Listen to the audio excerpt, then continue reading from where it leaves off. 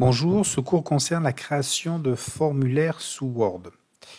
Donc Word propose de créer des formulaires à partir d'un document dans lequel vous allez pouvoir remplir des zones, faire des choix dans un menu déroulant, cocher des cases. Donc il y a toute une possibilité, comme un formulaire, ce qu'on trouve habituellement en ligne. On peut créer la même chose sous Word. Alors comment ça se passe? Tout d'abord, pour pouvoir accéder à cette option, vous devez au niveau de Word, parce que vous ne l'avez pas par défaut, faire apparaître un onglet qui s'appelle Développeur. Donc vous voyez, actuellement on ne l'a pas. Pour le faire apparaître, il faut aller sur Fichier, puis dans Options. Dans Options, il faut aller dans Personnaliser le ruban. Et puis sur la partie droite, vous avez ici Développeur. Dès lors, j'arrive à faire apparaître donc cet onglet développeur que je vais pouvoir utiliser pour créer mon formulaire à partir de cette zone ici, de ce groupe qui s'appelle contrôle, dans lequel je vais pouvoir insérer, on va le voir petit à petit, différents types de zones à compléter avec un menu déroulant, avec des cases à cocher. Alors, pour insérer ce qu'on appelle les contrôles de contenu, donc c'est ces parties-là, nous allons utiliser les options qui sont mises à disposition. Alors, quand on passe la souris dessus, vous voyez, j'ai un contrôle de contenu de texte enrichi, j'ai un contrôle de contenu de texte brut, puis on va les voir un par un. Vous avez aussi ici ce qu'on appelle l'outil hérité. Quand on va dans la petite flèche ici, j'ai alors ce que je retrouve à ce niveau-là, plus des compléments, et puis on a ce qu'on appelle formulaire hérité. Alors qu'est-ce que c'est? Il faut savoir que entre les anciennes versions de Word et les nouvelles, donc il y a eu des évolutions, et maintenant on utilise ce qu'on appelle, pour faire ces formulaires, des contrôles ActiveX qui n'existaient pas avant. Donc ces contrôles ActiveX ont l'avantage de permettre de faire de la programmation derrière les boutons, ce qui n'était pas le cas avant. Par contre, pour une histoire de compatibilité entre les versions, ils ont gardé l'ancienne méthode pour créer des formulaires. Donc ça, c'est ce qu'on appelle un formulaire hérité. Donc pour pouvoir récupérer les anciens formulaires et pouvoir encore créer ou modifier des choses. Mais actuellement, tout se crée avec ces boutons-là ou cette partie ici. Donc on utilise pratiquement plus ce qu'on appelle les formulaires hérités. Nous allons passer maintenant un petit peu en revue tout ce qui est contrôle de contenu. Le premier, ça sera un texte brut ou enrichi. Donc, je vais commencer par ici, contrôle du contenu texte enrichi. Donc, je marque ici contrôle.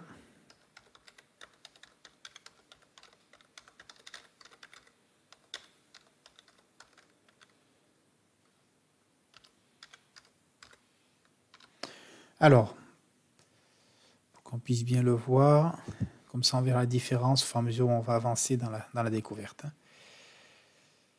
Ici. Alors, pour insérer donc, dans Développeur cet élément, il suffit de cliquer ici. Alors, quand vous avez cliqué, le formulaire est actif, c'est-à-dire que vous voyez, c'est marqué ici, cliquez ou appuyez ici pour entrer du texte. C'est un texte enrichi, c'est-à-dire que si je clique à l'intérieur, ici, que je tape, je peux taper du texte. Quand je fais entrer, je reviens à la ligne, je tape du texte, entrer, et je peux aussi dire que ce que j'ai tapé ici, je vais le mettre en gras, en italique, je vais l'écrire en rouge. Ici, je vais l'écrire en plus gros. Voilà. Donc, il est enrichi parce que je peux modifier, je peux faire des paragraphes dans la zone de texte. Maintenant, si on regarde ce qu'on appelle contrôle du contenu texte brut. Donc, je vais cliquer sur développeur sur la deuxième fonctionnalité ici, contrôle du contenu de texte brut. Ça ressemble à la même chose que tout à l'heure, à la différence que quand je vais taper dedans, je vais taper mon texte, quand j'appuie sur la touche entrée, ça ne marche pas, je n'ai pas le droit de mettre en forme le texte en revenant à la ligne. De même, si je veux par exemple que ce mot soit en gras, je ne peux pas uniquement dire que ce mot est en gras. C'est toute la zone qui est en gras, qui est en souligné. Je ne peux pas sélectionner, tout est en rouge, mais pas un seul mot. C'est pour ça qu'on différencie contrôle du contenu du texte enrichi, qui est ici, et contrôle du contenu de texte brut, qui est ici. Voilà la différence entre les deux.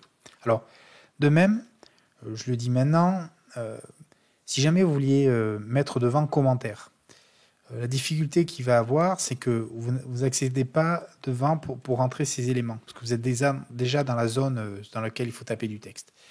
Donc pour pouvoir le mettre, soit il faut revenir ici, faire un paragraphe, je vais le mettre, on va dire commentaire, deux points, voilà. Comme ça, la zone qui sera ici, alors je vais supprimer ce qu'il y avait dedans,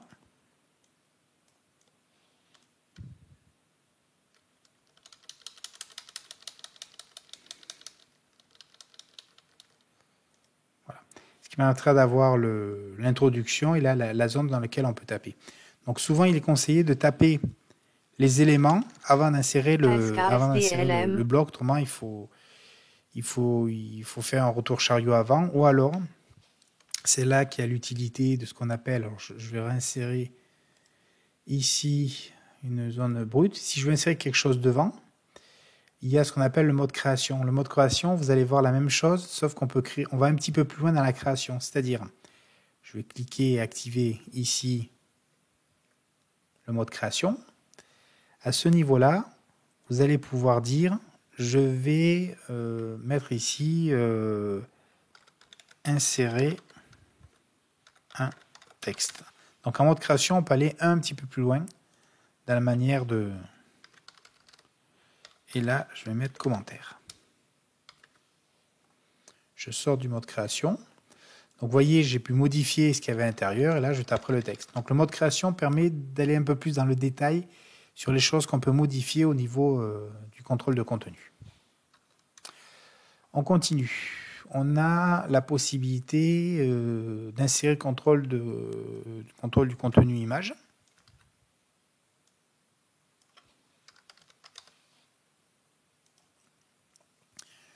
Donc je clique ici, je peux définir après une dimension de mon image.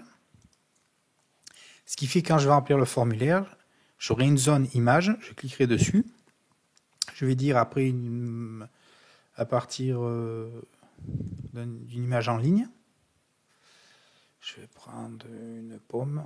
Allez, ici, j'insère. Voilà. Voilà. Et je peux insérer donc une image dans mon formulaire. Alors là, c'est un petit peu plus particulier, ce qu'on appelle des blocs de construction. Pour comprendre son fonctionnement, il faut construire les blocs avant. C'est-à-dire, je vais vous faire voir parce que c'est quelque chose qui est particulier. Je vais construire mes blocs avant, alors qui vont se faire dans ce qu'on appelle le clip art.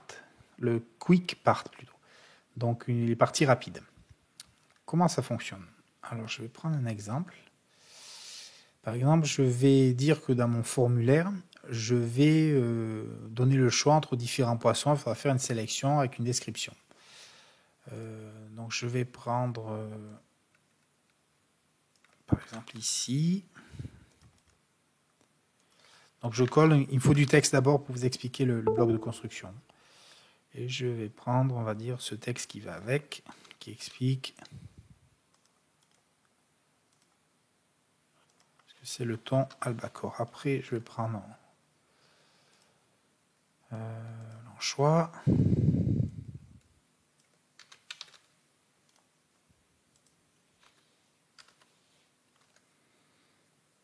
Je vais prendre ce texte-là.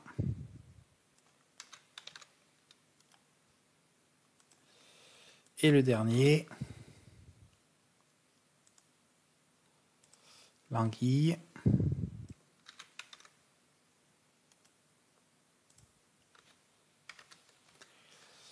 Et je vais prendre pareil ce texte-là qui va avec. Donc dans un formulaire, à un moment donné, il faudrait peut-être faire le choix entre ces trois types de poissons. Alors, je vais sélectionner le texte.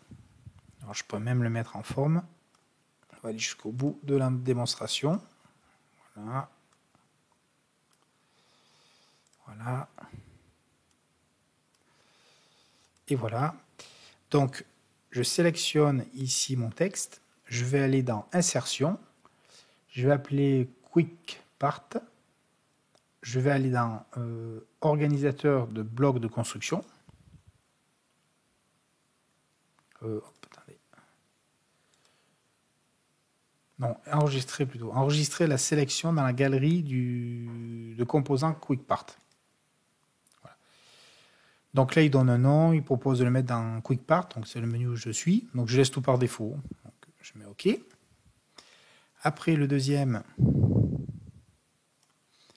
je vais dans Quick Part. Vous voyez, le premier, je l'ai ici. Je l'enregistre, je l'appelle en choix. OK. Et le troisième, enregistré en guille. Voilà. Donc je peux supprimer ces textes-là parce que c'est des textes à insertion rapide, c'est-à-dire que ça peut être aussi une formule de politesse. À un moment donné, quand j'ai besoin de mettre un texte ici, je peux le chercher directement à ce niveau-là. Il va mettre très rapidement l'élément demandé. Revenons développeur à l'insertion galerie de blocs de construction. Donc ici, il va mettre un bloc de construction qui s'appuie sur Quick Part. Ben à ce niveau-là, quand vous serez dans le formulaire, s'il faut dire par exemple ici choisir la catégorie du poisson,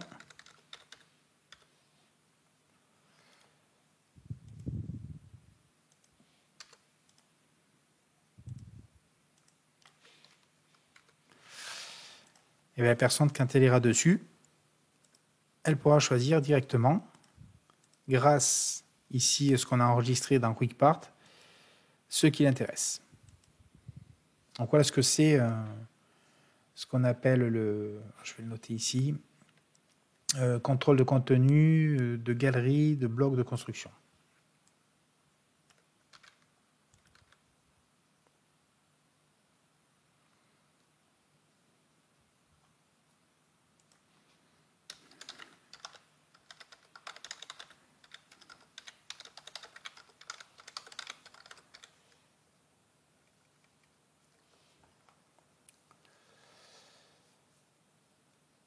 Voilà. On continue. On a après ici les cases à cocher. Donc, alors, contrôle contenu.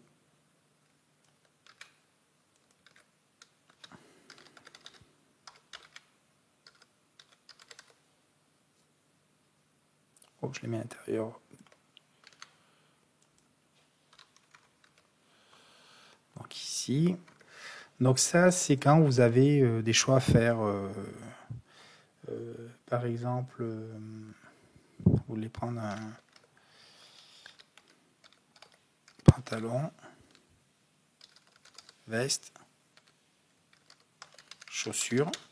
Et bien vous allez insérer ici en disant je vais mettre ici un bouton, enfin une case à cocher, et ici une case à cocher. Voilà, ce qui fait qu'après vous pourrez cocher ce que vous souhaitez prendre dans les options qui vous sont données.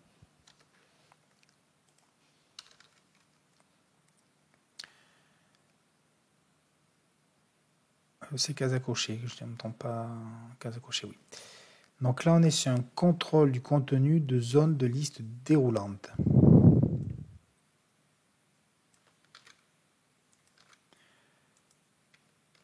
Contrôle du contenu de zone de liste déroulante. Alors, on va insérer ici. On aurait dû, alors juste avant, j'aurais dû marquer par exemple un choix de ville. Ici. Alors, dans ce menu ici, on demande de choisir un élément. Si je tape par exemple Toulouse, il va l'accepter. J'ai le droit de rentrer des éléments. Je peux rentrer par exemple Amiens. Il accepte aussi. Donc j'ai le droit déjà de rentrer ce que je veux. Après, si je veux proposer un choix, on va passer par les propriétés. C'est-à-dire, je sélectionne cette zone de liste, je vais dans Propriétés, et là, je peux ajouter, alors je peux mettre un titre, cette zone, etc. Donc on va s'intéresser au rajout ici. Donc je fais Ajouter, je vais mettre Toulouse.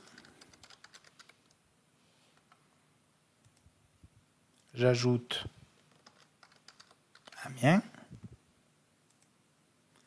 J'ajoute Lyon. OK. Donc, ce qui veut dire que maintenant, je peux choisir ici ce qui est proposé dans la liste déroulante. Donc, je répète, pour faire ça, j'ai sélectionné le contrôle du contenu zone de liste déroulante et je suis allé dans Propriétés pour rajouter, sachant qu'après, je peux modifier, supprimer les éléments. Mais en plus, si la personne ne trouve pas la ville qu'il veut à l'intérieur de cet élément, il peut taper, ici par exemple, moi c'est Paris, il peut taper un élément dedans qui n'était pas prévu dans la liste. Maintenant, ce qu'on appelle le contrôle du contenu de liste déroulante.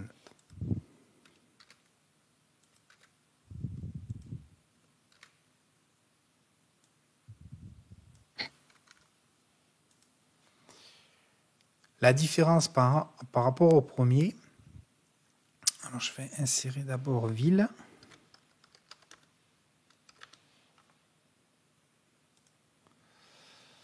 Pareil, je les sélectionne, je fais propriété, je vais ajouter donc Toulouse.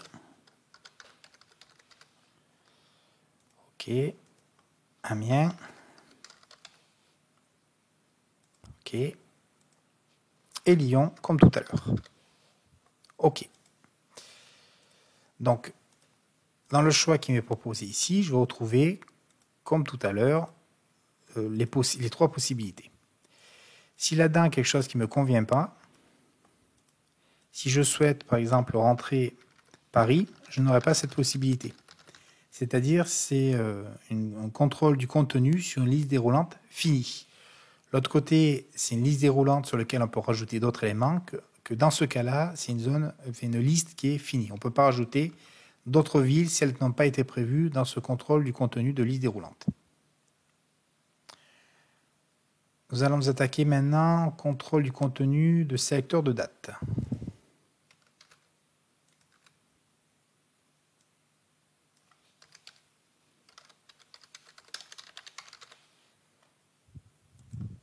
Donc ça, c'est pour choisir des dates. Je vais insérer ici. Comment ça se passe? Quand je veux venir ici, il va proposer de choisir une date. Sachant que derrière, le format de la date peut être retravaillé dans Propriétés pour dire que je veux un format, par exemple, de ce style-là. Ça s'affiche avec... donc quand je vais sélectionner la date, ici, ça s'affichera suivant ce format.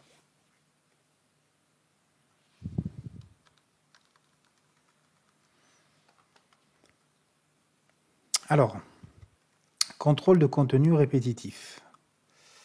Je vais l'insérer. C'est un... Oh, je vais mettre un titre d'abord.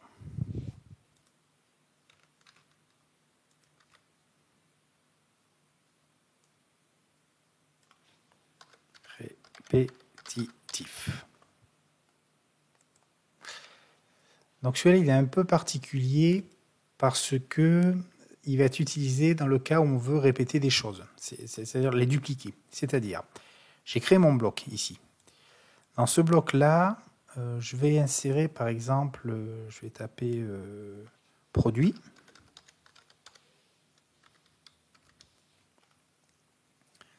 Dans lequel il faudra insérer le produit qu'on a acheté. Ça.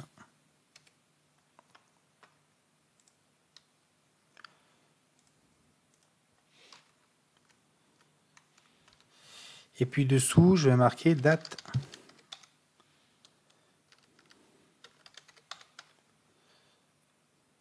d'achat, dans lequel je vais insérer ici le contrôle de contenu sélecteur de date. Alors voilà comment ça se passait. Là-dessus, j'ai acheté un produit qui était par exemple une chaise. J'ai acheté la chaise le 2 novembre.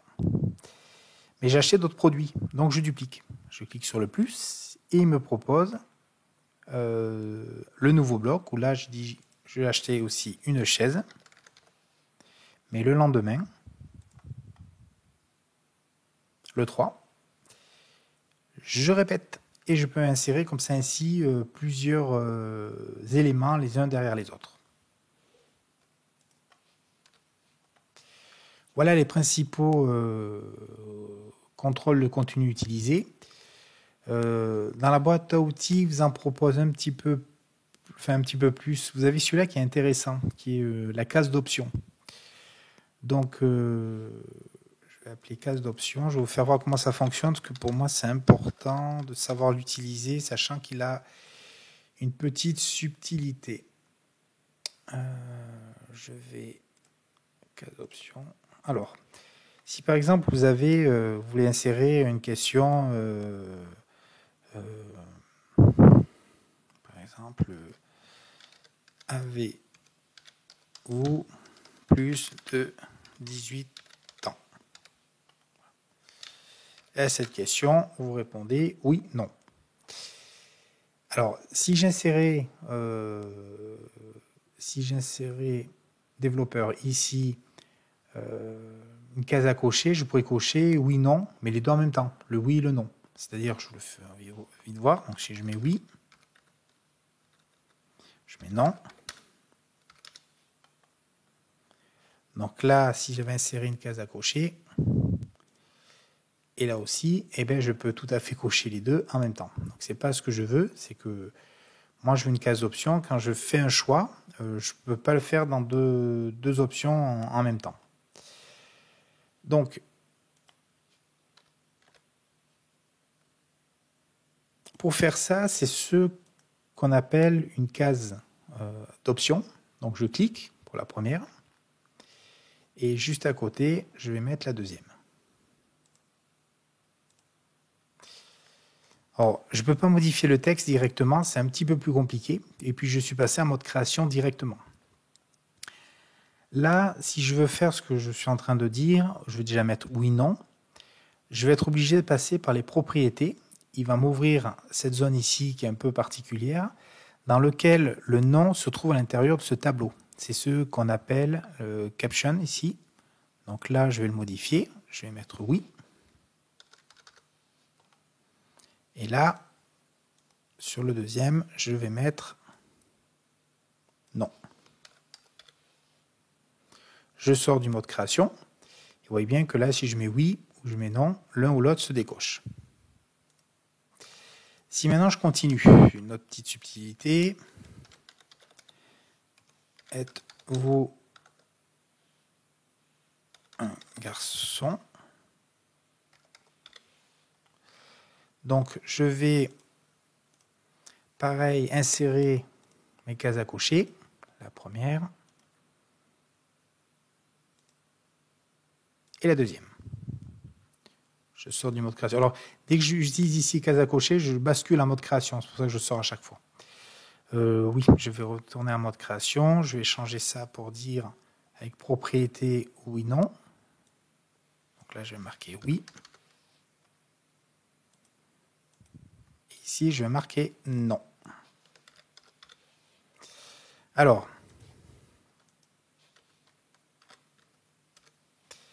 le problème que je vais avoir ici, vous voyez, là, oui, je sors du mode création. Là, je clique sur oui, non, c'est bon. Par contre, quand je clique en bas, il va décocher celle-là. il considère que les 4 boutons vont ensemble. Donc il va falloir les séparer pour dire qu'il y a un premier groupe ici et un deuxième groupe qui est indépendant. Pour faire ça, il faut retourner dans mode création.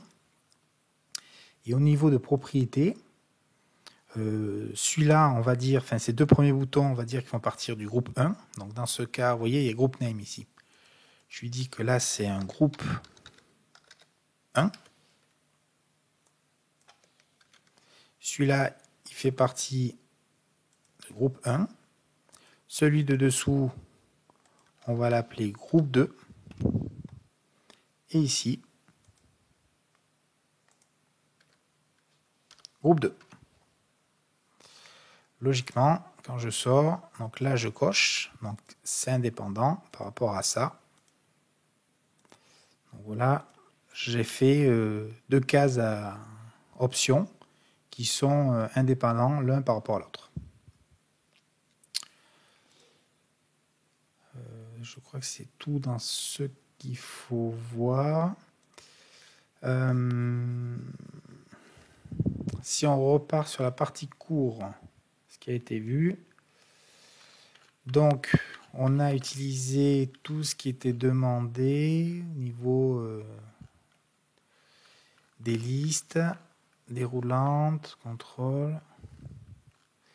Ça c'est bon, les propriétés on a vu, on n'a pas eu toutes les options, vous pourrez un petit peu regarder dessus, parce que faut savoir aussi que si par exemple ici vous décidez que ce soit écrit en rouge, italique, ça marchera, c'est-à-dire quand vous taperez dessus, c'est pas ici, je crois que c'est dans développeur.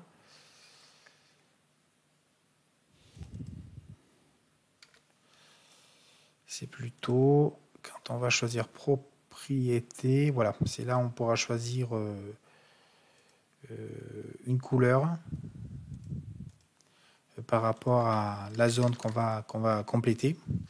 Et après, on peut modifier aussi dans création les propriétés de ce qu'on va saisir. Enfin, il y a tout un tas d'options qui sont possibles. Sélecteur de date, donc on l'a vu, le format aussi. Personnaliser le texte d'instruction, c'est-à-dire que, on l'a vu tout à l'heure, quand vous avez besoin vous voyez où c'est marqué cliquer ou appuyer ici pour entrer une date, on peut mettre directement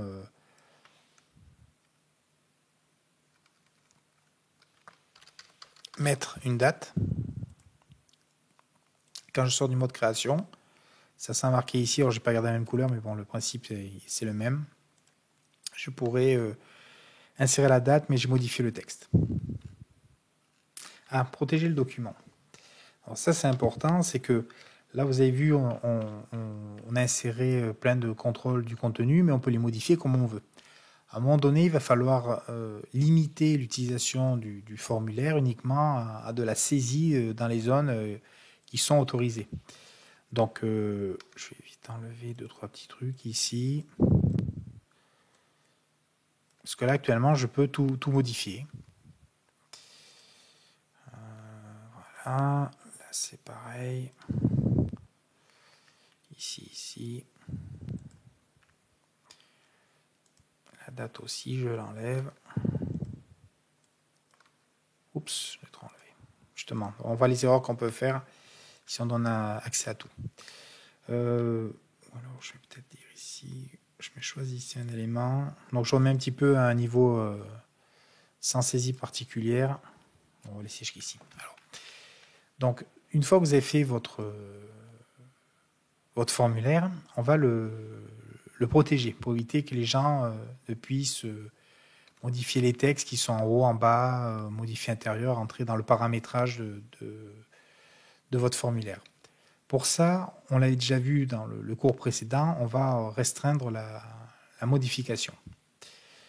Pour restreindre cette modification, au niveau de l'onglet développeur, vous avez restreindre la modification. Donc je clique dessus. Il y a le volet Office qui va apparaître et vous avez ici autorisé uniquement ce type de modification dans le document. Je vais cocher ici et je vais dire j'autorise uniquement le remplissage de formulaire. J'active la protection Donc je lui donne un mot de passe, par exemple 1. Voilà. Mais après mon document, voilà ce qui se passe, c'est que si je veux modifier ce que j'ai saisi par un commentaire, je n'y ai pas accès. Je n'ai accès uniquement aux zones qui me sont autorisées pour aller récupérer les éléments, cocher. Vous voyez, je ne peux pas modifier le mauvais. C'est pareil pour la ville. Donc c'est vraiment restreint uniquement à la modification des champs du formulaire. Donc, je peux le désactiver.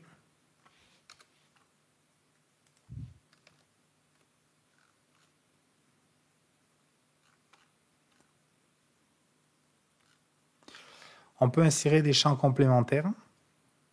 Alors, si je peux vous donner une petite information, si par exemple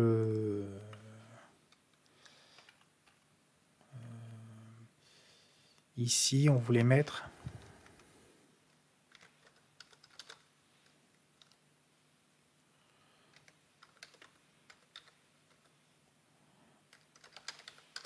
choisir un élément. Voilà.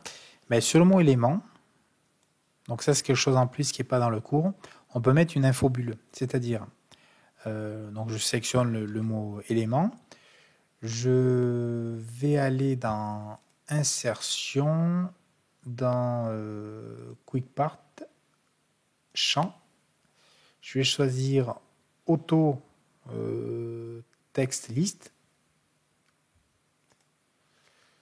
Je vais dire que là, je remets le texte, il le faut le texte. Donc élément, autrement il va l'enlever. Infobulle. Je mets si plus de un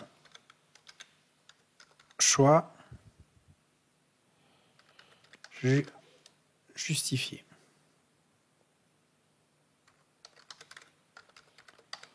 Justifier pourquoi. Alors, je marque ici plus d'un choix, justifier pourquoi. Donc, je fais OK. Maintenant, quand je vais passer avec la souris dessus, je vais avoir l'infobulle qui apparaît, si plus de un choix, justifier pourquoi. Donc, on peut insérer des infobulles dedans si vous voulez donner des explications juste en passant la souris dessus. Et puis, l'élément, pour voir qu'il est interactif, vous pouvez le mettre sur une couleur qui est différente pour faire voir que là, il y a un élément d'information. Donc, c'était une petite subtilité. En plus du fait qu'on peut insérer des dates à l'intérieur du formulaire. Créer un bloc de construction, on l'a vu tout à l'heure, là c'est avec une formule de politesse. Bon, supprimer, modifier un bloc de construction, donc c'est assez simple. Il suffit lorsqu'on va dans la partie insertion quick part, on peut avec le bouton droite modifier les éléments, ou pouvoir les supprimer ou quoi que ce soit. Donc vous avez tout un tas de possibilités. Et on arrive à la fin du cours. Merci bien.